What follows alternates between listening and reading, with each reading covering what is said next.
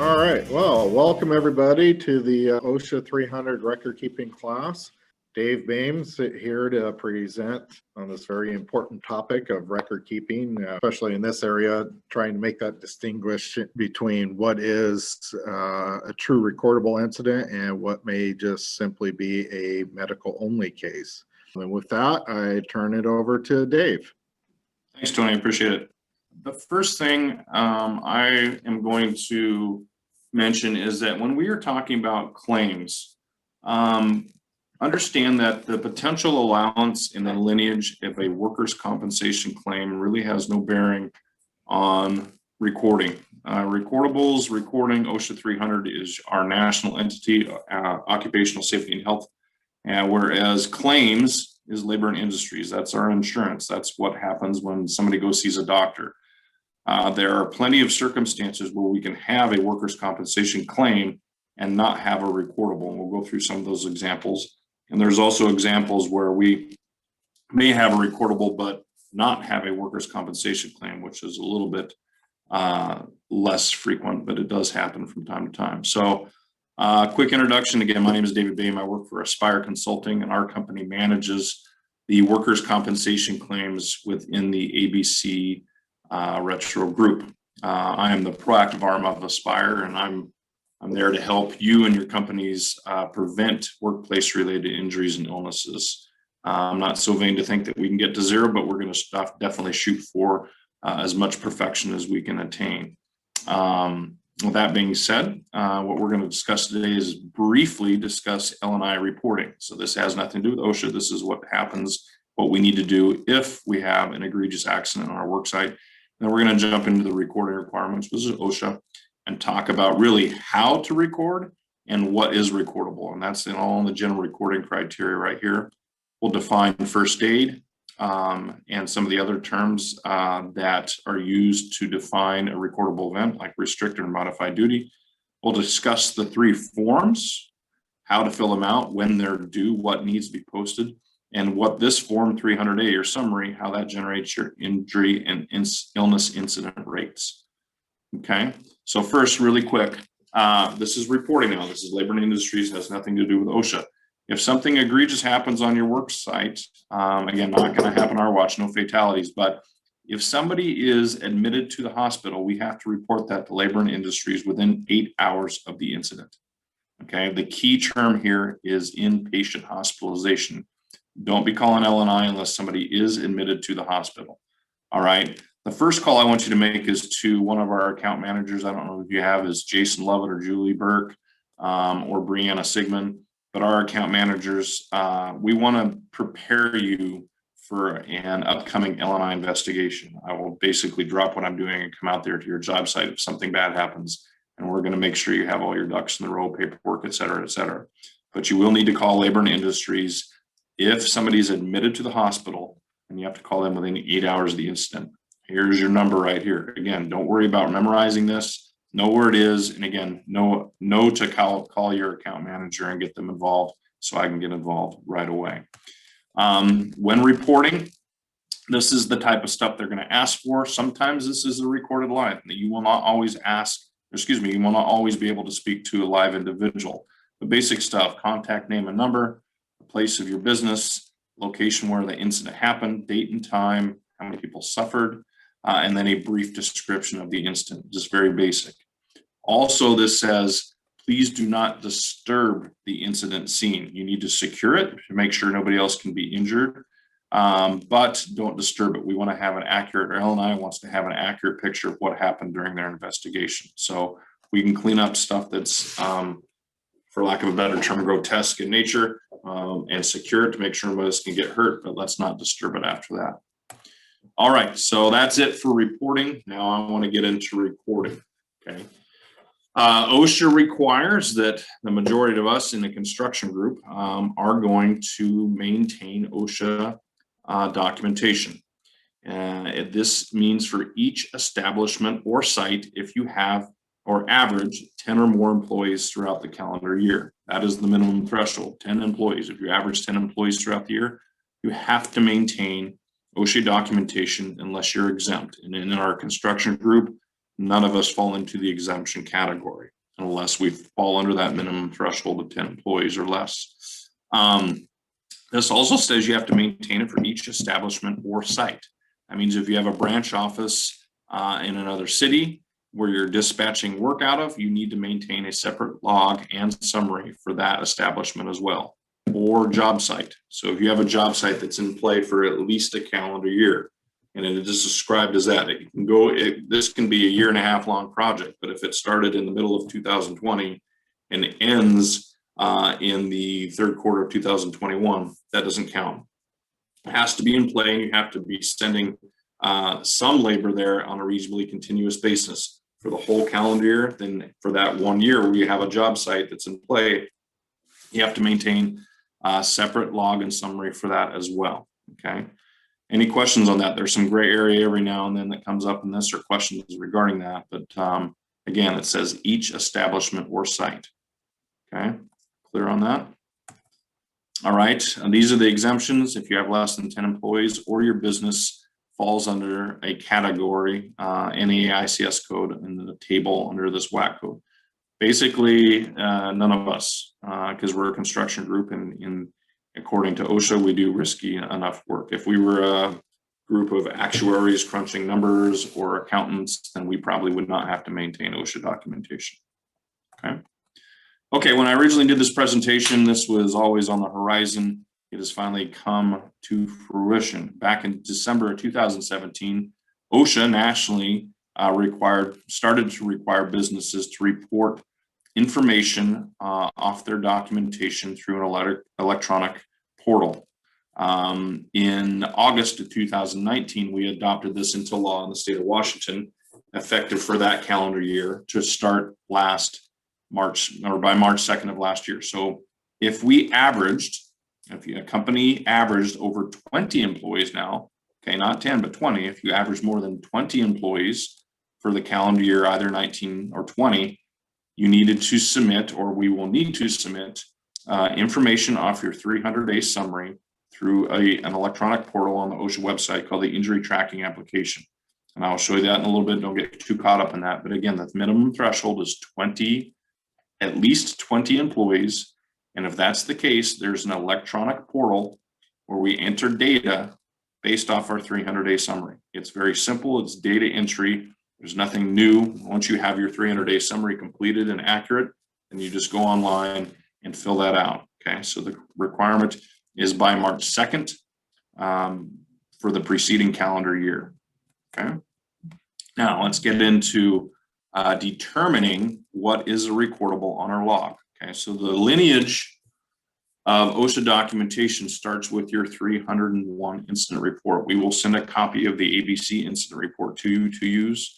Osha specifically states you can use whatever form you want as long as it captures the same information. We definitely recommend our ABC/Aspire incident report.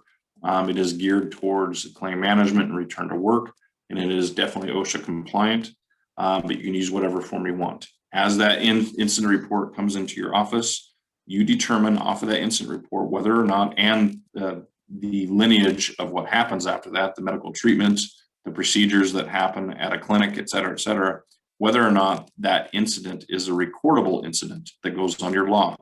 As you fill your log out throughout the year, by the end of the year, in the beginning of the following calendar year, you will need to post your summary. And we'll get on all of this, but it goes from the incident report 301 form to your 300 log, and from your 300 log, that populates your 300-day summary.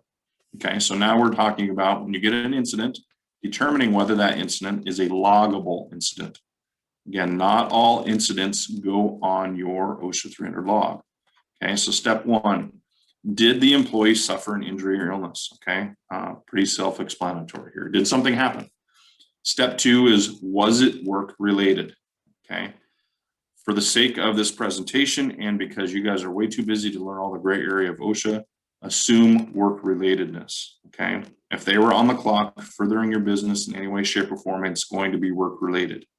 I'm going to give you a cheat sheet at the end of this with my contact information. You guys need to know the very basics. Anything outside of that, I want you to call me so I can get you the correct answer.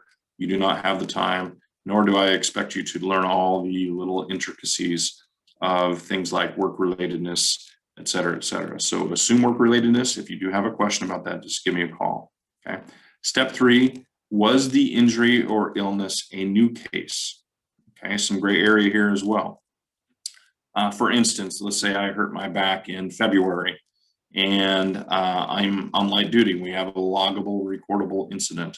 And I come back and I'm getting better. I may even get to 100%, but I re-injure it a couple days later. I wouldn't say you need to log a new entry on your OSHA documentation. That is not a new incident. But if you go 9 months and in the fall, I hurt the same body part, it might even be the same mode of injury, doing the same activity. At that point, it would be a new case. If I'm 100% back to work and no repercussions of my original injury, and I re-injure again, then that is a new loggable incident, okay?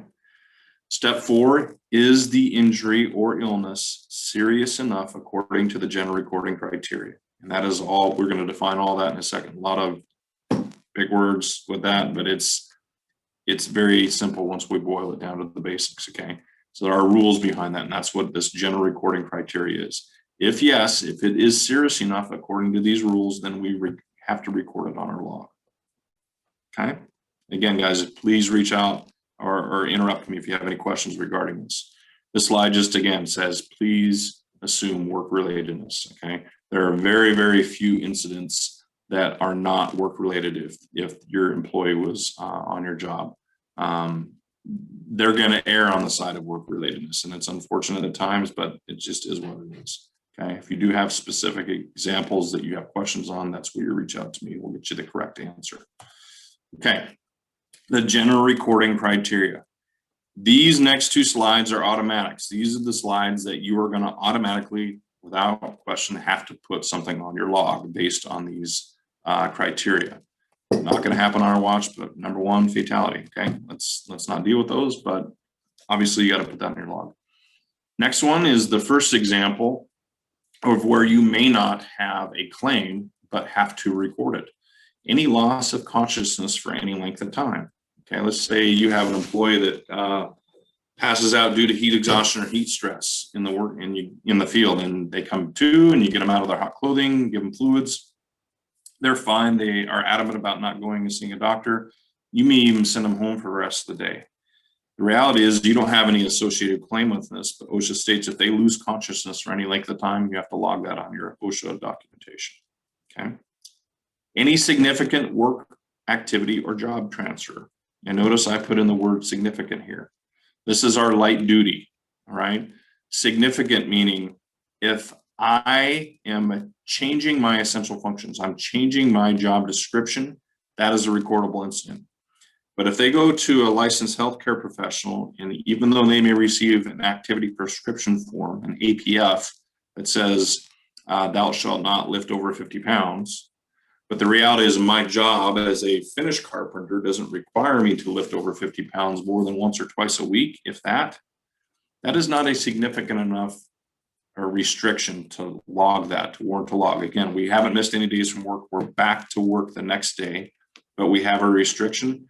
Unless that restriction alters our job function significantly, then don't record it. Okay, it needs to be significant enough to where I'm changing my job description. I'm changing what I do. I'm either going from the field into the office, or I'm doing something significantly different in the field. That's what we're talking about with work restrictions there. Okay, any days away from work, not counting the day of the incident. Okay, we'll get into this a little bit. The day of the incident does not count as far as missed days or restricted activity. Okay. Any medical treatment beyond first aid, which we will define here in about 5 minutes, or any other work-related injury or illness as diagnosed by a licensed healthcare professional. Some examples include cancer, chronic irreversible disease, fractured or cracked bone, hearing loss, those types of things. Okay, it's got to be work-related. It has to be diagnosed by a licensed healthcare professional, and that has to also go on our log. In addition, these are some of the one-offs. You also have to record following conditions when they are work-related. A needle stick or cut from a sharp object that's potentially contaminated with another person's blood or potentially infectious material. Don't worry about the second one. a tuberculosis infection as evidenced by a positive skin test and diagnosed by a licensed healthcare professional, or an employee's hearing loss compared to a baseline audiogram. Okay, and these are a little bit of the one-offs, but you also have to record these if they are work-related. Okay, so again, these are the ones I absolutely have to. Okay, the two big ones here that we need to remember are any missed days away from work, any significant restrictions, and any treatment beyond first aid. Okay, and we're going to define first aid here in a second. Okay, so these are the have-tos. I need to put them on my log. Now, these are the don'ts. Okay, these are in and of themselves not recordable. Okay, another example of potentially having a claim and no recordable: any visit to a doctor or healthcare professional solely for observation or counseling. Okay, for instance, if I witness something, my best friend gets hurt and I have to go seek psychiatric or psychological help to talk myself through it, to work through my depression. Okay, I have a claim that licensed healthcare professional needs to be reimbursed for services rendered, but I do not have to record that on my log. Okay, any diagnostic procedure, okay, used or solely diagnostic procedure. So I can get an MRI, I can get a CAT scan, I can get an X-ray. Okay, the diagnostic procedure in and of itself is not a recordable event. Now, if I go back and I have a fractured or cracked bone, well, we know this is a must-do. So if that diagnostic procedure comes back and shows one of these things, then obviously I got to record on my log. But the diagnostic procedure in and of itself is not a recordable event. Okay, and any procedure that can be labeled as first aid. Okay, non-prescription medications at non-prescription strength, not recordable. Okay, the minute a prescription is written, whether it's oral or topical, whether the prescription is filled or not, you have to record that on your log. Okay, that is why we recommend, if you have a worker going to a clinic for treatment, try to send a supervisor with them, because a lot of times some of these clinics like to prescribe non-prescription medications at prescription strength. And you have every right to say, can't I just go across the street to Walgreens and buy a bottle of ibuprofen as opposed to at 200 milligrams, as opposed to you prescribing ibuprofen at 400 milligrams. Okay, so we want to avoid non-prescription medications at prescription strength if we can, to avoid a recordable. All right, but the minute we write a prescription, whether it's oral or topical, filled or not, we have to put it on our log. Okay, so non-prescription meds at non-prescription strength, not recordable. This is first aid now. This is non-recordables. Administering tetanus immunizations. Okay, any cleaning, flushing, or soaking wounds on the skin surface.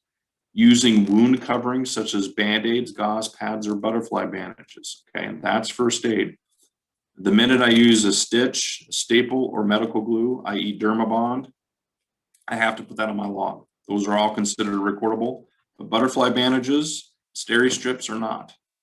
Okay. Hot or cold therapy, any totally non-rigid means of support, temporary immobilization devices, all first aid treatment, and all in and of themselves not recordable. Okay. Drilling a fingernail or toenail to relieve pressure, drinking fluids, eye patches, simple irrigation or a use of a cotton swab to remove a foreign body not embedded or adhered to the eye. So here's some gray area that happens frequently with masons and iron workers. I can flush an eye. I can use a cotton swab to remove an object. As soon as I take a pair of tweezers to my eye, I have to record that. Okay. If I take a pair of tweezers, anything beyond a cotton swab or irrigation, I need to record that. Now, I can use tweezers on another part of the body. I just can't put tweezers to the eye. I can use irrigation tweezers or any other means, simple means, to remove splinters or foreign material other than the eye, but I can only use a cotton swab irrigation in the eye. Okay, so there's some differentiation there. Using finger guards, using massages, there's our heat stress, using drinking fluids to relieve heat stress, all considered first aid and all considered not recordable in and of themselves. Okay, we're making the assumption that the worker is back to work the next day without restrictions. If this is the treatment they received at the clinic, okay, we don't have to record that. Okay, the two big ones here that we need to remember: Now, the prescription, we're looking to see if a prescription is written, and we're looking to see if they used any stitch, staple, or medical glue, okay? Because that's beyond first aid, all right? I'm gonna hit escape here for a second, and are there any questions right now? Everybody getting this so far? Yeah, all right, okay, let's keep going.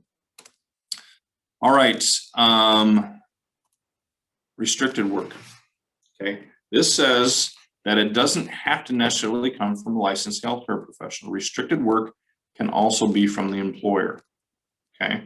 This means that if you, the employer, just because somebody pulled their back out of the goodness of your heart, being a good employer, either puts them on significant light duty or sends them home and pays them, you still, in theory, according to Osha, need to record that on your log. It doesn't have to come from a doctor, okay? It can come from you, the employer, as well, okay? If any of you use temporary labor, the rule of temporary labor is you are not responsible for any workers' compensation claim, okay? That goes to the agency that gave you the labor. You are responsible for the recordable incident if you are supervising the day-to-day supervision of that labor, okay?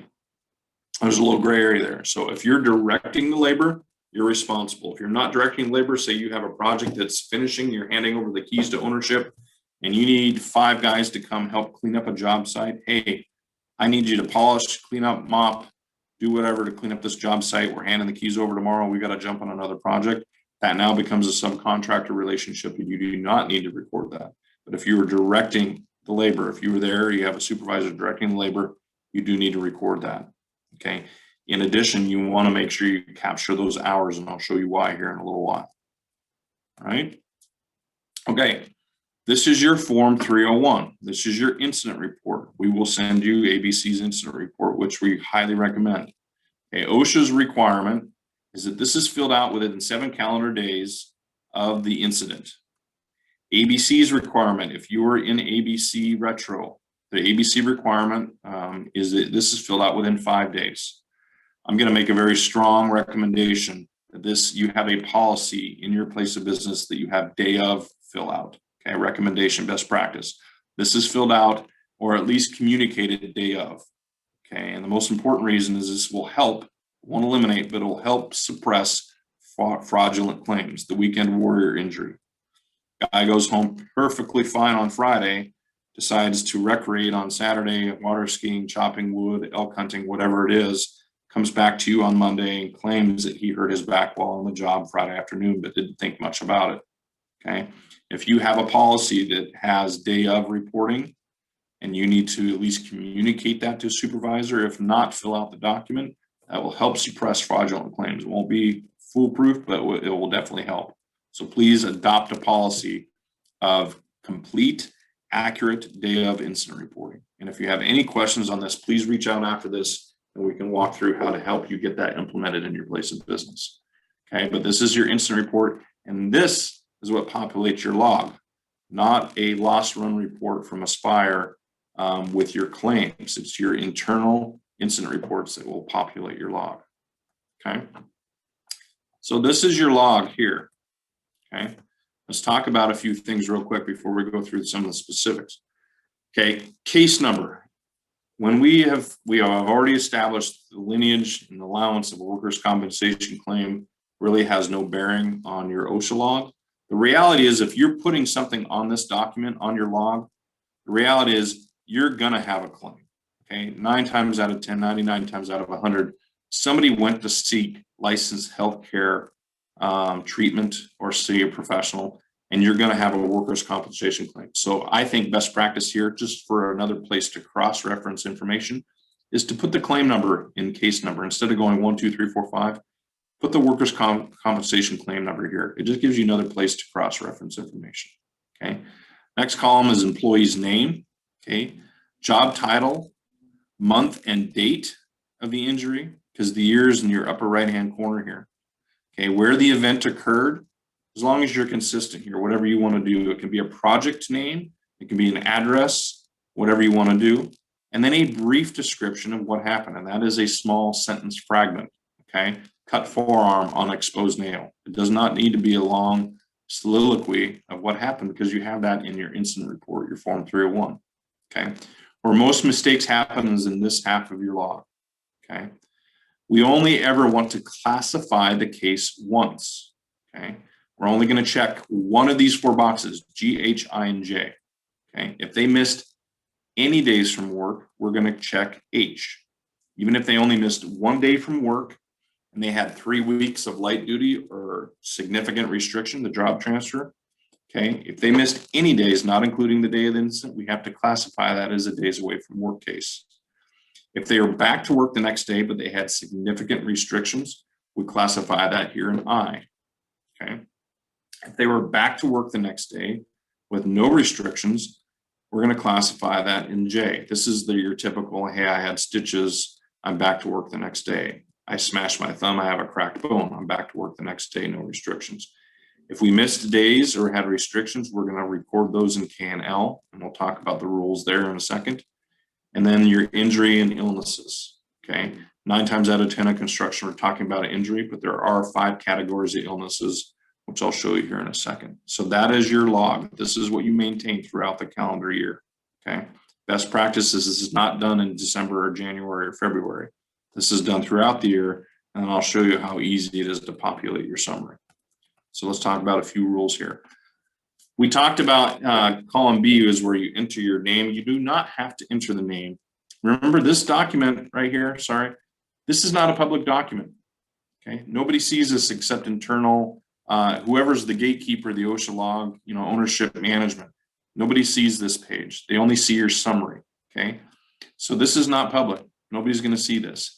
But if something happens that is somewhat sensitive in nature, the injury or illness happens to intimate body part, it results from sexual assault, HIV infection, or the employee just says, I don't want my name on anything, it is totally acceptable to put privacy case on your log. You do not have to put the name of the individual down if any of these circumstances are the reason we're logging it, okay? It's totally acceptable to put a privacy case on there, okay? There's 3 rules here. This is important. There's 3 rules here when we're accounting for the number of days missed or the number of significant restricted work activity, okay? The first rule right here is the day after the incident. The day of the incident does not count. It could happen, your injury could happen at 8 o'clock in the morning or 5 o'clock in the afternoon, but we do not start counting missed work or significant restriction until the day after the incident. Number 2 is calendar days. The first year I taught this, I made a mistake. I just assumed in my head it was work week, Monday through Friday. Well, different contractors work different times and different days. Some even work holidays. So the OSHA to standardize this just went calendar days. So we do count weekends and we do count holidays, okay? As long as they are missing the day after the incident. That's when the clock starts ticking, but we do have to count those days other than our work week. And the third rule is that we can stop counting when either missed days or restricted days or a combination of both reach 180. And I'll illustrate that here in a second when we talk about some examples. We can stop counting when we reach 180 days with one, the other, or a combination of both. Okay. The outcome changes. Okay, this is back when I put this together, is back when we were still all using paper forms. The reality is your log is a living, breathing document. If something changes, the outcome, the injury changes to an illness, we just go on our log and change it. Everything you put on there is nothing you put on there is written in stone. Okay, everything can be modified, anything can be changed. Okay, just change it from the original entry. If for some reason you want to use pen and paper, just put a line through it and change it the way you want it to be accurate. Okay, injuries versus illnesses. That's that last column in our log that's 1 through 6. Injury is exactly what we think. It's a cut, it's a puncture, it's a burn, it's a sprain, strain. It's usually a moment in time, but it can also be a condition, carpal tunnel syndrome, degenerative back condition. My shoulder's finally giving way because I've been, putting strain on it for a number of years. It doesn't have to be a moment in time, but usually an injury is a moment in time. Your illnesses here, 2 through 5, correspond to here. Okay, don't remember these, just know that they exist. Skin disease, respiratory condition, poisoning. Poisoning refers to more of a chemical or a non-biological substance in the blood. Okay, when we talk about that example of the needle stick, bloodborne pathogenic diseases fall under all other occupational illnesses. Okay, so poisoning is more of a chemical substance in your blood. Or there's our hearing loss as well, the change in hearing threshold relative to the baseline audiogram. Okay, those are all different types of illnesses. Again, just know they exist. And if you have one of these come up, you can feel free to call and we can make sure you get the right answer there. Okay, so we're only going to classify every entry once as an injury or one of these 5 illnesses. Okay, and again, here's our log. Okay, we've talked about this a little bit. So now we're going to go through some examples. Normally, when I do this in a classroom setting, I would give you the OSHA documentation to fill out, but we'll just go through and do narration as we go. Feel free to speak up and answer if you'd like, but I'll walk you through it as we go here. Okay, so first scenario, I have a construction worker out at Cle Elum. He was a carpenter on January 4th. While installing the stairs in the south end of the building, he cut his right forearm on an exposed nail and was taken to the nearest medical clinic where he received a tetanus shot and 12 stitches. Okay, he returned to work the following day with no restrictions. So the first question I have here is, do we have a recordable? Okay, if he returned to work the following day with no restrictions, that's when we got to start asking a couple other questions. Okay, tetanus shot, no, that's considered first aid treatment, but there's our stitches. Okay, the only thing that makes this scenario a recordable is the stitches. If I took this exact same wording and said he received a tetanus shot and wound was closed with butterfly bandages and steri strips, that's first aid treatment and we don't have to record that. Okay, how do we record that? Right here. Okay, so we didn't miss days, we didn't have restrictions, but we do have a recordable, so we're going to classify that as other. And by default, if I'm ever putting anything in column J, I will automatically have 0 in K and L. Okay, so there's your checks and balances a little bit. If I classify it as H, I will automatically have to have a numerical entry here, and I may or may not have a numerical entry in L. Because a lot of times if I miss work, there's 2 options. When I come back, I either come back full duty or come back with light restriction or significant restrictions, light duty. Okay. So a lot of times, if we're going to classify it as an H, I will have numerical entry in K and L. Okay. Likewise, if I'm classifying this as job restriction or transfer, I will have a 0 in column K, but I will have a numerical entry in L. Okay. So just know how that works. If I'm classifying days away, numerical entry, potentially restrictions.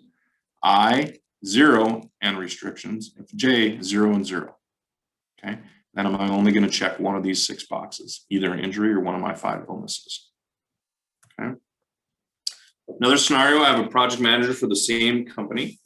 On April 10th, he was assisting his crew offloading materials at the back of the building when he threw out his lower back. He missed the remainder of the work week, Tuesday through Friday, and the physician released him to modified duty the following Monday with no lifting over 10 pounds for the next 3 weeks. Let's assume that restriction is significant enough. Okay, let's assume this project manager typically lifts up to 50 pounds. Okay, so automatically I know I have a recordable because we missed work and we have restrictions. We just need to figure out how we fill that out.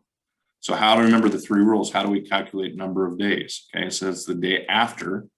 So we missed the remainder of the work week, Tuesday through Friday. He's back to work Monday. So how many days do we enter there? Well, we got to count calendar days, so we got to include Saturday and Sunday. So we have 6. And then we have 3 weeks of light duty. So Monday through Sunday times 3, which is 21. Okay. So now we have to classify the case as days away from work. Okay. We enter 6 because he missed 6 calendar days. And we have 21 days of significant restrictions, and it's an injury. Okay. Everybody understand so far? Please interrupt. Okay. Another scenario, I have a temporary laborer with the same construction company who's cleaning up the exterior of the job site when he hurt his right shoulder while throwing materials into the dumpster. Okay, you're missing the remainder of the work week, Thursday and Friday. The physician released him to modified duty the following Monday with no lifting over 10 pounds for the next 4 weeks. So very, very similar to the last scenario. We have Thursday, Friday, Saturday, Sunday. So we have 4 missed days, 4 weeks of light duty. We're going to enter 28 there. Okay. There we go. Missed, classify that as days away from work. We have an injury. We have 4 days, calendar days of missed, and 28 calendar days of restriction. Okay. This is going to be a likely scenario because, boom, we have another APF that comes through, or multiple APFs, activity prescription forms, that may change the modifications for his light duty, but still significant. Okay, let's say he has to lift 50 pounds. Well, we have modified duty and light duty for 7 months. What do we do there? Okay, the restrictions ease off. We go from 10 to 25, but we still can't put him in his normal duties. Well, we can stop counting when we reach 180. So at this point, boom, I put an arrow or cross that out, or on my Excel sheets, I just backspace, and I can stop counting when I hit a combination of 180 here, or a combination. So 176 and 180, I'm done with that entry. There's nothing else I can do on that one. The claim will continue to mature. We'll do everything we can, obviously, on our end to get that closed. But as far as your loggable incident, there's nothing else that can change here unless it goes from an injury to an illness. But there aren't very many examples where that would happen. Right. So again, understand that you can stop counting when you reach 180 days. Okay. So now we're just going to talk about recordable or not. Okay, incidents and why they're recordable. So I have a worker cutting materials without eye protection. She unfortunately had a foreign substance enter her right eye. After work that day, she went to the nearest clinic where the healthcare professional irrigated her eye and covered it with an eye patch, instructing her to wear it for the next 24 hours. She returned to work the following Monday. Okay, recordable or not? Anybody on mute, tell me.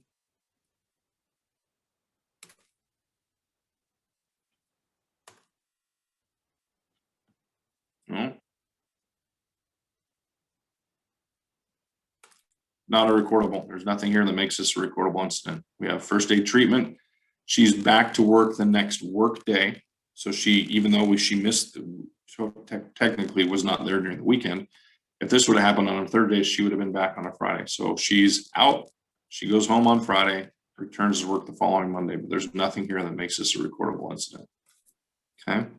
David? Yes. So I put myself on mute for a bit because I've got a lot of background noise in my office at the moment. Huh? You know, I use the chat mode. Is everyone still being able to see that? I do not have chat on mine right now. Tony, do you have chat? You seen the question? Yeah, I just saw it. What's the question? She had a, where is it? There it is. I found it. Oh, thank you. I see it now. Not recordable. Thank you. All right. I can keep checking chat. Thank you for chiming in. I just want to try to make this as engaging as possible. Sorry. Yes, not recordable. Again, we're talking just first aid treatment. Why is my screen not looking now? There we go. I have a worker cleaning up the exterior of the job site when he inadvertently picked up a dirty needle, presumably left by an addict, punctured his right hand. He went to an attending physician the following day after work and gave a blood sample. Okay, remember, this is one of those one-offs. We have to log this. This has actually happened twice in the last 4 years that I know of. You know, for whatever reason, job sites seem to be attractive to addicts. So make sure your workers are very careful when they're picking up bags of garbage, because there are dirty needles left on job sites, unfortunately. So luckily, both of the incidents that I was involved in came back as negative, no contamination, so that's good. But if lab results came back the next week and he was diagnosed with blood-borne illness, what do we have to do there? So we have to log it as an injury to begin with, but if it comes back positive, then we're changing it to an illness, that all other, column 6 in your injury and illness categories.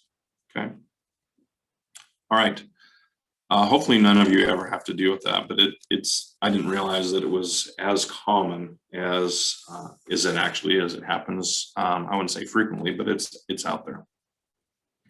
Worker cutting concrete when he had dust enter his left eye. After work that day, he went to the nearest clinic where they flushed the eye and prescribed antibiotic ointment to prevent infection. He's back to work the next day, no restrictions. So can anybody tell me whether that's recordable or not? He got a prescription. You're right.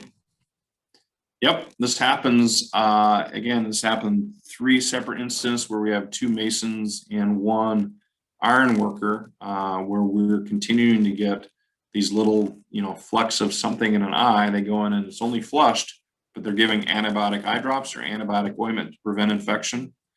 So if that is your business and you deal with that every now and then, the solution to that is not only to wear eye protection, your eyeglasses, but also a face shield to keep stuff from coming up and over your glasses. Okay, but any prescription written, oral or topical, we have to log it. Okay, thank you, Renee. Good job. Worker went to a clinic. This is one that we actually had to look up a couple years ago, and we didn't know the answer to this one. We had to look into case law. Worker went to a clinic for a puncture wound. The local anesthetic was administered prior to removing a metal fragment with tweezers. Wound was then sterilized and covered before he went back to work the next day. Any thoughts on this one? Is the local anesthetic considered a prescription? Nope. Okay. Very good question. That's what threw us off. The only thing here that made us question was the local anesthesia. So the local anesthetic, okay, so this particular case was not a recordable. Local anesthesia, there's nowhere that states that local anesthesia in and of itself is beyond first aid. The reality is this is very an isolated incident. The majority of the time that we see local anesthesia given, it's going to be followed with a stitch or a suture or a staple. Okay. Usually when you're injecting lidocaine into a part of the body to numb it, they're going to start stitches soon thereafter. So when you're doing your Nancy Drew work on that first visit to a doctor and you're looking at the report from the initial visit, and you're scrolling down, you're looking for prescriptions, you're looking for results from an x-ray to see if you have a fractured or cracked bone, and you're looking to see if any stitches or staples were given. So usually when we see local anesthesia, we're soon thereafter, you're going to see some sort of wound closure that included a stitch, a staple, or medical glue. Okay, good question. All right, let's talk about our summary now. So this is our summary. Okay, notice that our letters here correspond to our log, GHIJ. This is how we classify the case. Here we classified as injury or illness down below. And this is K and yeah, go ahead. So there were a couple comments in the chat about tweezers being used. So yeah, thank you. Thank you for bringing that up. Tweezers can be used on it. If we go back here, I'll scroll back up here. Sorry. I can use tweezers on another part of the body. Okay, I can't use tweezers in the eye. So this is first aid, remember. So I can use irrigation, tweezers, cotton swab, or other simple means to remove splinters or foreign material from areas other than the eye. So as long as it's not in the eye, it's not a recordable. As soon as I take a pair of tweezers to remove a piece of sawdust or a metal fragment or concrete fragment from the eye, I've got to log it. But as soon as I hit somewhere other than the eye, it's first aid and I don't have to record it. Okay. Thank you for bringing that up, Tony. I don't see the chat room unless someone brings it to my attention. So, okay. So remember, when we're talking about our summary, we're adding up columns. So all entries in H, all entries in I, J, and then total of our total numbers days missed, total number of restrictions, and then injury and illnesses, and that's how we fill out our log. Okay. And I'll show you a very simple way to where you never have to do this. It does it for you by itself. Okay, so total number of this, little checks and balances. If I have a total up here of 3, in our scenario, I had, 2. We had 2 cases that involved missed work, 1 case that was other. The total number added up here should equal the total number added down here because we're classifying cases and we're classifying injuries and illnesses. So 3 equals 3. So that's the checks and balances there. All right, let's talk about this little box here. Once you've done this once, and I show you how the Excel forms use, which we'll send you, the only 2 numbers that you're chasing down every year are these 2 right here. The average number of employees worked for a calendar year and the total hours worked by all employees of that year. Okay, there's a couple ways to calculate this there. Or OSHA's recommended way to calculate this. average number of employees. Take your total number of pay periods throughout the year. Let's say you pay twice a month. Okay. You have 24 different pay periods. Add up the number of checks you wrote for each one of those pay periods. Okay. You have 24 data points, or you have a software system that does this for you, but I have 24 data points, and then you add those together and divide by 24, and that's your average number of employees. Okay. And again, this is important because if you average over 20, you have to submit data off this form through the injury tracking application. Total, go ahead. Quick question, Dave. Yep. If a doctor recommends days away from work, but an employer pays KOS, do you still record the incident under days away from work? If they are not at work, then it is days away from work. So that's where I wanted to be clear is what we do in claims management, the tools we use in claims management, such as KOS, don't have bearing on whether or not we're recording it. Now, if we're paying a part of their salary because they're doing light duty and we're getting reimbursed from the state for the state work reimbursement program, great, they're doing light duty work. But if they're at home, they're not at work, and that's considered days missed from work, even though they're being kept on salary. Okay, that's a very common question. It's a good question, but just because they're on salary doesn't mean they're not missing work. So they've got to be at work if we're going to avoid adding up numbers there. Okay. Any other questions regarding days away or restricted activity, and how, when we're managing a claim, how that doesn't affect your log? Okay. Hours here real quick. This is an important one for your DART rate and your incident rate. When we're calculating total number of hours, this includes everybody. All field workers, full-time, part-time, that temporary labor example we talked about. You want to account for all the temp labor hours, because if you're responsible for the recordable, you get to account for the hours here. And then any salaried employee. Okay, anybody who's on salary, full-time, you can add 2,000 hours for that person. And the way they calculate as that is an average of 40 hours a week and an average of 50 weeks a year. Okay, so all salaried workers add 2,000 hours to your total, but you want to count for as many hours as you can here, and I'll show you that in a second. Okay, so this is your summary. This needs to be posted by February 1st, following the calendar year, the covered calendar year, and it needs to be posted until April 30th. Okay, and by posted, I mean you need to put that exact piece of paper up with sticky tape wherever you keep all your other L&I documentation, break room, somewhere in the office, somewhere it's visible for all to see. Okay, that's the public document, is your OSHA summary, not your log. Okay, and again, it needs to be posted by February 1st. Majority of the employers I know just post it and keep it up all year round. They just change it out every February 1st. Okay, so that's the rule from OSHA, is this needs to be posted. Okay, you have to maintain your log and summary for at least 5 years. Okay, filed away somewhere. Okay, and you do not have to send these into OSHA unless specifically asked to do so.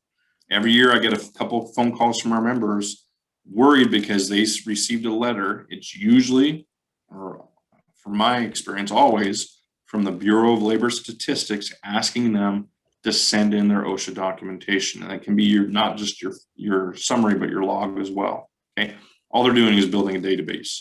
You were randomly picked. Nobody's going to come look in your closet or slap your hand. They just want the documentation to build data on injury and illnesses that are work related. Okay, but know that you get that letter, if you're specifically asked to send in that data, you need to send it into the Bureau of Labor Statistics. Okay. Hey, Dave. Yes. Question from Candy. She wanted to know if you can go over the average employee formula one more time. Yep. So the average number of employees is calculated by, again, this is everybody, not just who's in the field, but all employees. So for Pavetta, everybody that gets a paycheck from Pavetta. Okay. And what you do is you take your number of pay periods. For each business, that might vary a little bit. You know, here at Aspire, we have 24 pay periods. So you take the number of data points, 24 pay periods, how many checks were written for each pay period, how many people were paid by checks, that's what I mean, how many people were paid for each pay period, add those up, and then divide it by the total number of pay periods. So for my example, I have 24 data points, how many people were paid for each one of those pay periods, and then I divide by 24, and that gives you the average number of employees. Okay. If you pay weekly, you're going to have 52 data points. If you pay every other week, you'll have 26 data points. So again, it just depends on how your pay periods work. Add them up and divide by the total number of pay periods, and that gives you your average number of employees. Okay. All right. If you have other questions or you need help figuring that one-on-one, please reach out. We can do that as well. All right. So, and there's our form, from our examples, and how we're figuring that out. So why is our OSHA documentation important to us? Not just a requirement. Well, it helps calculate our incident rates. Okay. It's becoming more and more commonplace for ownership, general contractors, anybody who's, asking for a proposal request to ask for the metrics that are generated from your OSHA logs and summaries, okay, your incident rates. When we are talking about the total recordable incident rate, this is referred to in other acronyms as well, the RIR, recordable incident rate, or IR incident rate, but the total recordable incident rate is all of your log entries, the total number of injuries and illnesses, times 200,000, and that's what's making this not a number but a rate, and I'll show you that here in a second. 200,000 is if I had a company that averaged 100 employees that worked that 40 hours a week, 50 weeks a year, that would account for roughly 200,000 hours. Okay, so a company of 100 would report roughly 200,000. So the total times 200,000 divided by the total number of hours, total number of hours for all your employees equals your total recordable case rate. Okay, so in our example, we had 3, okay, times 200,000. And let's just say we had 100 employees. That would equal roughly 200,000. So I had 100 employees that worked 50 weeks at 40 hours a week. 200,000 divided by 200,000. Now my incident rate would be roughly 3. You can see where this gets complicated if I have a company. Let's say my company is 10 to use simple math. Well, now instead of 200,000 hours, I'm gonna do the same calculation, 3 times 200,000. But if I only have 10 employees, I'm only reporting 20,000 hours, roughly, give or take. Okay, if that's the case, now with 3 injuries and illnesses and only 10 employees, my total recordable case rate goes up to 30. That could affect my business. I could lose business because of that. I could lose bids because of my perceived safety program is not effective. Okay, so that's why our best defense is to work to eliminate and reduce the number of recordable events we have. Okay, the difference between your TRIR, your total recordable incident rate, and your DART rate is the DART rate refers to only those cases involving days away from work or that significant work activity restriction.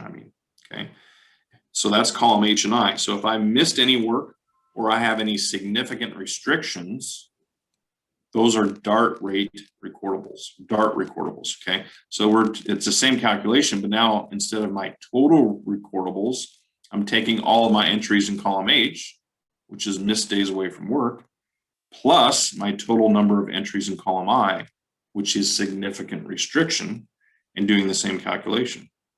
Okay, so from our examples, we had 2. We had 2 here and 0 here. 2 plus 0 times 200,000.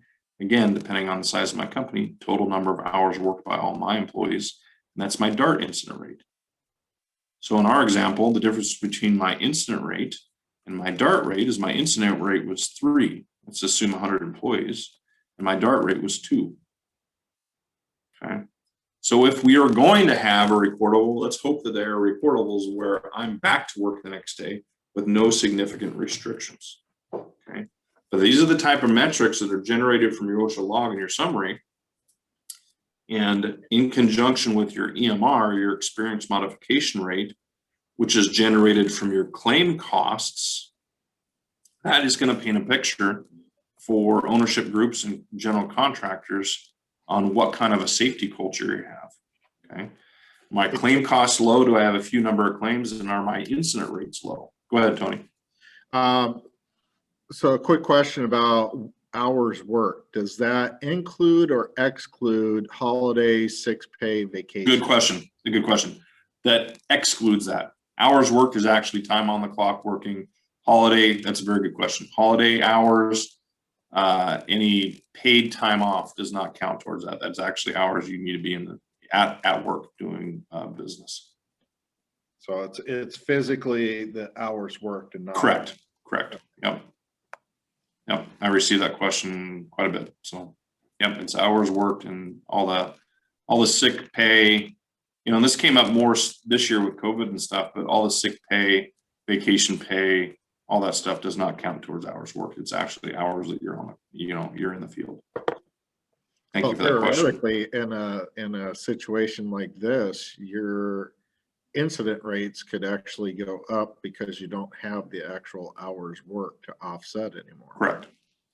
Assuming that the number of incidents stay the same. So what we're actually seeing is in a COVID-related environment, the number of incidents are not as high, ironically. There's a bunch of different theories on why, but people want to work and therefore are not going to the doctor or claiming injuries. I think it's cut down on the amount of fraud. That's just my personal opinion. I haven't, you can say whatever you want, but the number of incidents from what I'm hearing and seeing, and it's a small sample size, the number of incidents, work-related incidents are down in a COVID environment because people are anxious to be at work and earning an income. Okay, so that's it for the presentation. I'm going to show you the logs here in a second and the Excel forms. Any other questions? The key is to remember that, again, just because you have a claim doesn't mean you have a recordable. And again, you can have a recordable without having a claim. That's less common, but there's all kinds of circumstances where somebody's going to go to the doctor, get first aid type treatment, and you do not have to log that. That is probably the most common error I see with our members, is that they record everything and it can inflate your rates. Okay, so don't put something on your log that doesn't meet that general recording criteria. Okay, so I'm going to share our Excel documents here. So this I'm going to send to you guys, or Tony's going to send to you guys. I'm going to show you a few things here. One, oops, why is that not? I don't have the ability to move this around now. Tony, do I still have screen sharing capabilities? Oh, there we go. Okay. Yeah, you're. Hey, it froze on me for a second, so I don't know why. Okay, there's our three tabs. Everybody see this? Yeah. Okay, good. Three tabs down the bottom. Again, there we go. Okay, so a couple things is that we have all these together. The cool thing here is that, come on. It's freezing on me. That's weird. Try it again.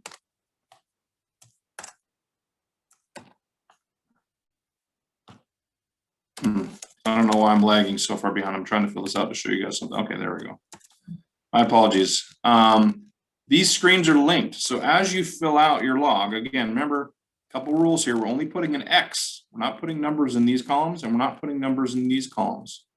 So we're just going to throw some examples in here. Let's just say I had a case where a person missed 2 days and they had 8 days of restriction. I have a couple other cases that are simple, maybe a small fracture, but they're back to work the next day with back to work the next day with no restrictions.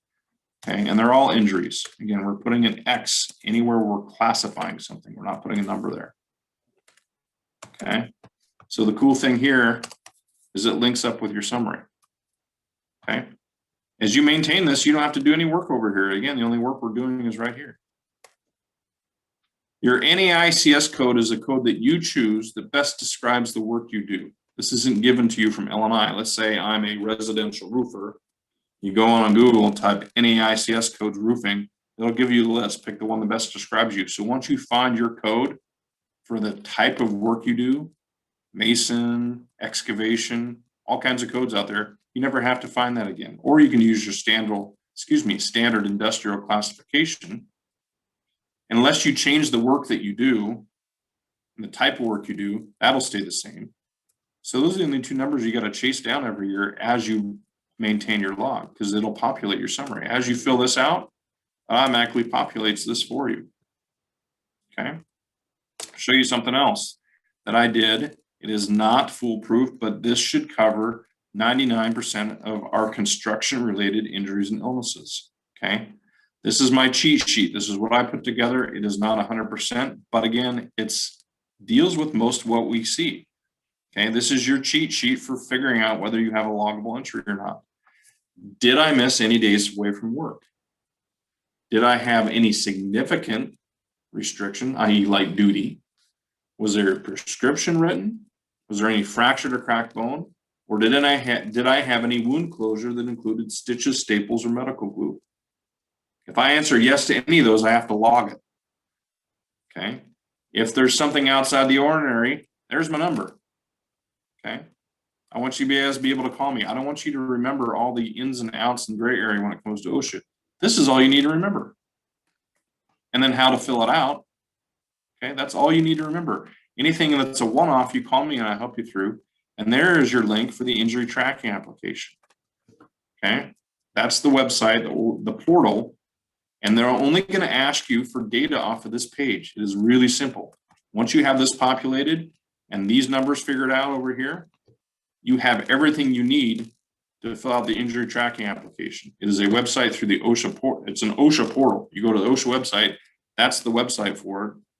And it's just once you set up, it probably takes longer to set up the account, your business name, blah, blah, blah, blah, UBI number. I don't know exactly what they ask for, but once you set up the account, they're just asking for numbers exactly the way these numbers are framed or phrased. How many total number of days of job transfer restrictions did you have? 8, done. Okay. Very easy and simple to fill out. Okay. But Tony will send you this, and really this is what should help you through the majority of your instance. Okay. Any questions?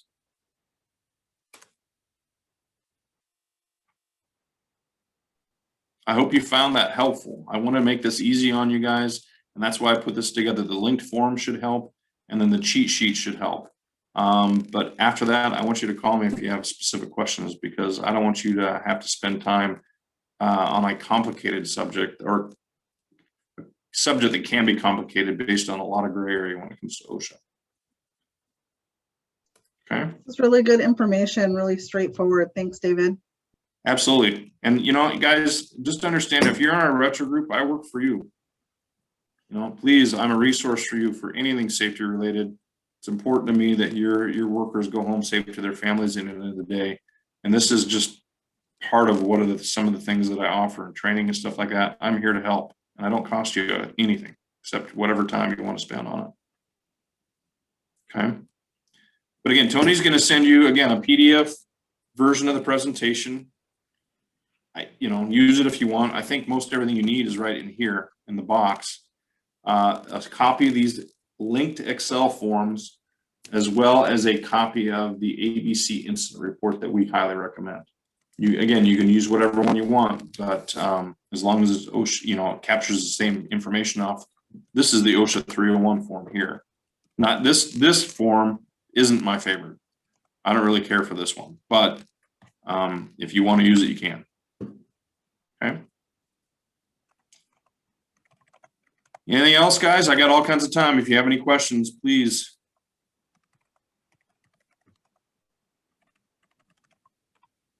So I know you said that you're looking at the OSHA 301. Can you kind of give me a little better idea of the OSHA 301? Yep, this page right here. Yeah, can we just kind of look at that form a little bit? You know what? Let me do this. I'm going to open up ours. Can I do that for you? Yeah. Okay, I'm going to unshare. Thank you for bringing that up. I'm going to unshare again, and then I'm going to share the ABC form because I think it's a better form. You saw it in the presentation a little bit, just the first form, but I'm going to stop sharing this. Give me a second here. I'm going to open up the ABC form, and I'll show you that. But this should be part of your safety culture, is making sure that guys and gals know how to fill this out. So let me go back here and I'm going to share this again. Where is it? There it is. Okay. Hopefully you guys can see this now. This is our ABCs. So why this keeps freezing on me? This takes a while, I think. Oh, there we go. Okay, so it's a packet. ABC's instant report form is a packet. So it gives you a to-do list. There's instructions for you, management, and project manager on site or HR person or safety professional, how these are filled out. What goes in the field is this right here. This is your incident report. Okay. Very basic. What happened, areas of the body, descriptions, witnesses, signatures. You're just trying to capture information. Okay. That's the meat of the incident report. This is what is going to determine a lot of times whether or not you have a recordable, as well as what happened at the clinic. But then we have it geared towards cleaning management. So this would be if we had light duty and it's temporary, not full-time, not permanent light duty, but if we had light duty, this is the form that we are going to send in that Aspire is going to help you, usually me or your claim manager, account manager is going to help you fill out. And then here's an example of what that looks like. So this would go, one of these forms specific to the claim would go to the doctor to approve, okay, for temporary light duty. And that's what this whole packet is. And you're going to get a copy of this. Tony's going to email it to you, okay? But this page right here is this specific incident report. This is what OSHA, that other tab on those OSHA documents, what it covers. Okay. Any specific questions you had regarding the document itself? No, not necessarily. Now that I see this one, it makes more sense now. Okay. Yeah. Sorry about that. Thank you. Sometimes I make assumptions that I probably shouldn't as far as the incident report goes and stuff like that in that presentation, because more people are geared towards the log and the summary, but this is what starts the process. This is your form 301. Okay.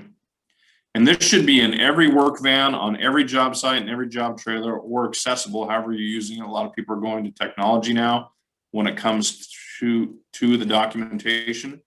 But this should be, you should have the ability on a job site or in a work van to either have this in paper form or print it out to where I can, or on a device, I guess, to where I can fill this out and submit it to whoever is the gatekeeper of the OSHA documentation. Okay. But again, I'm going to highly recommend that you have a policy at your place of business that this is filled out day of as best of your ability, or at least communicated. What we want to avoid is 3 days later type stuff. You're hearing about something that happened. Okay. And you want to know, your supervisor on site supervisor should know day of if there was an incident, and regardless of how minor. Now, I'm not talking about little tiny cuts and scrapes where all you need is to go to the first aid kit, throw on a Band-Aid, and go back to work.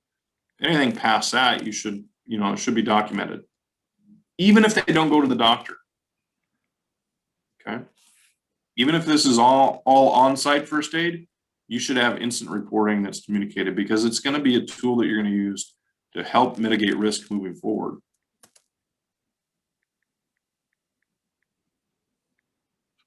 Okay.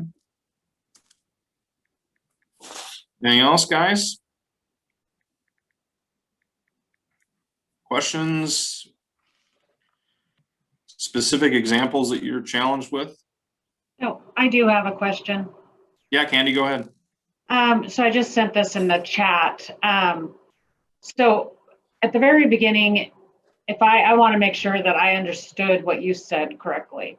Okay. If I have an employee who injures himself, goes to the doctor, and it's a lower back strain.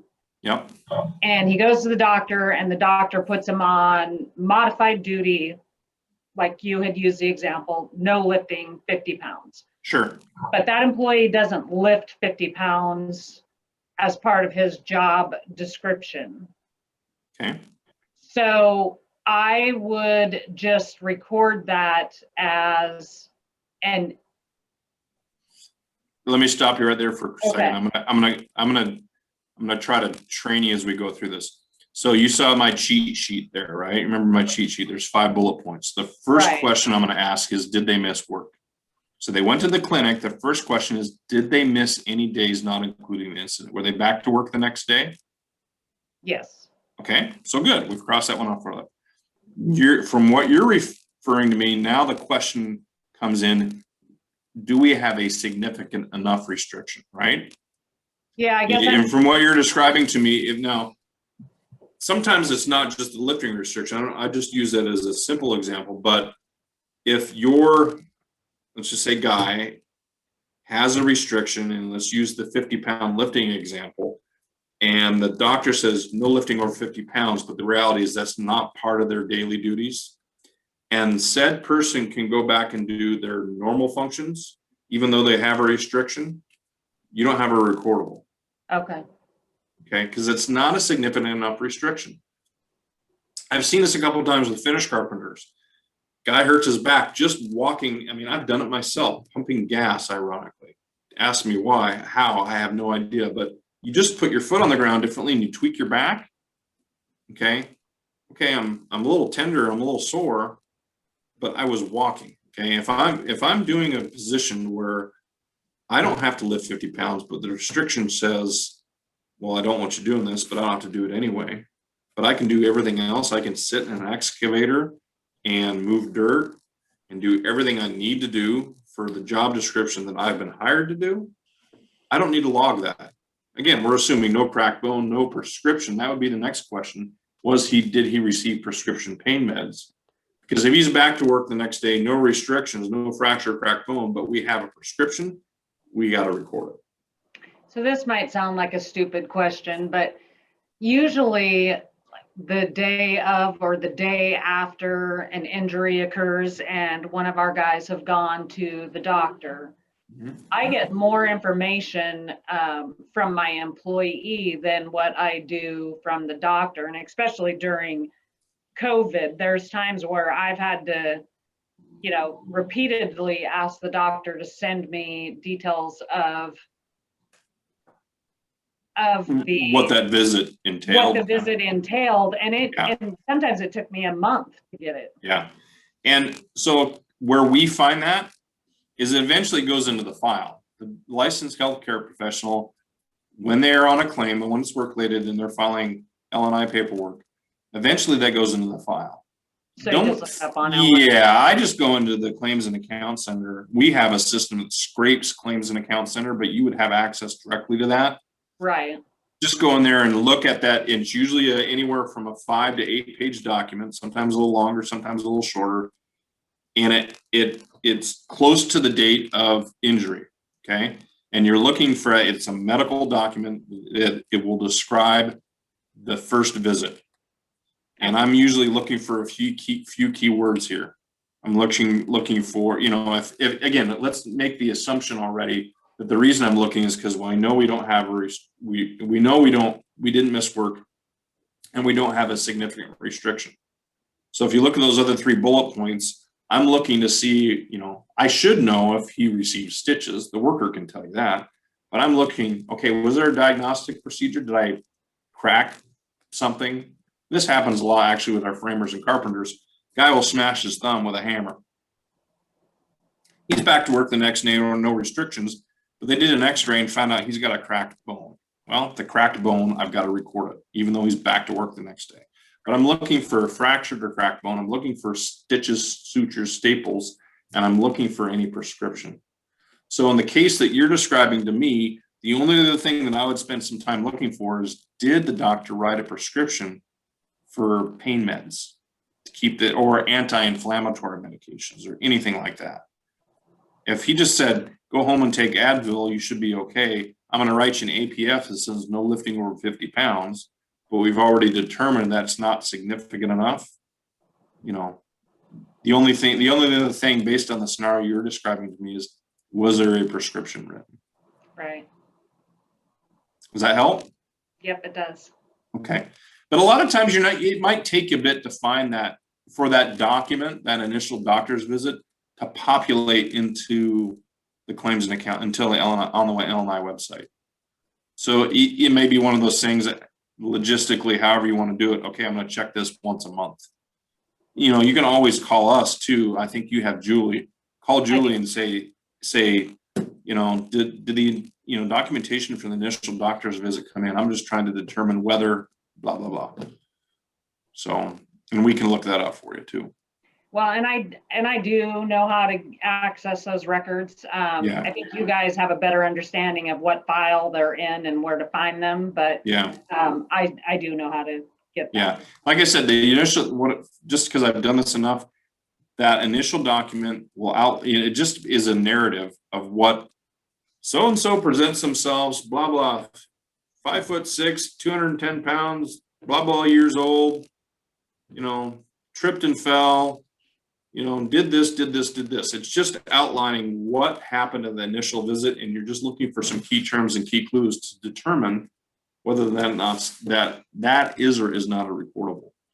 I think sometimes mentally you get, or one can get hung up on the fact that a doctor is limiting physical duties. And so that, you know, you automatically almost think that that's a recordable case. Yeah, and that's why I really want to make it clear is it needs to be significant enough. Now, if we are writing light duty for you, if you're asking Julie or myself or somebody to, hey, can you help us draft a light duty position for a couple weeks or a month or something like that?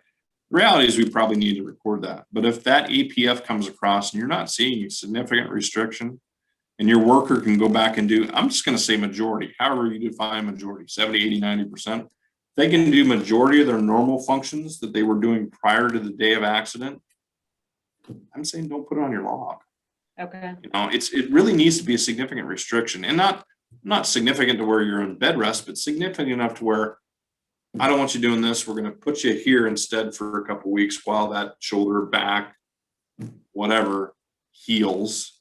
Light duty. You know, I just wanted to make that clear that just because there's a paper trail that has an activity prescription form, you need to look at that activity prescription form to determine whether or not you have a recordable. Just don't assume since there's a restriction that automatically makes that recordable, because it sometimes doesn't. Okay. You know, good questions, Candy. Thank you. Does everybody understand the DART rate, the incident rate, and how those calculations they're really simple calculations, but there's a few numbers you got to track down.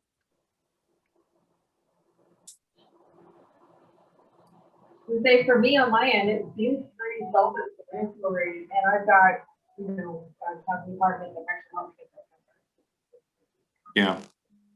Like I said, the key is it's a simple, you know, when it comes to incident rates, it's a simple numerator denominator relationship.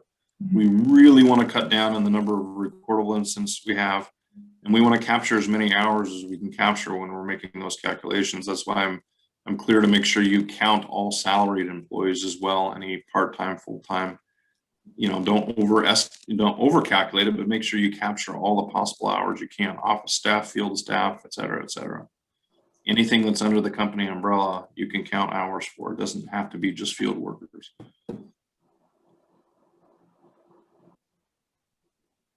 All right, that's all I have, guys. I really do appreciate your time, and I mean it. Please feel free to reach out to me for anything safety related.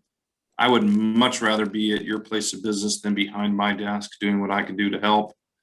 You know, hopefully with this COVID environment, it starts to ease off and I can do more on-site stuff. But even if it's Zoom or just over the phone, it's what I would be happy doing. So that's what I'm here for.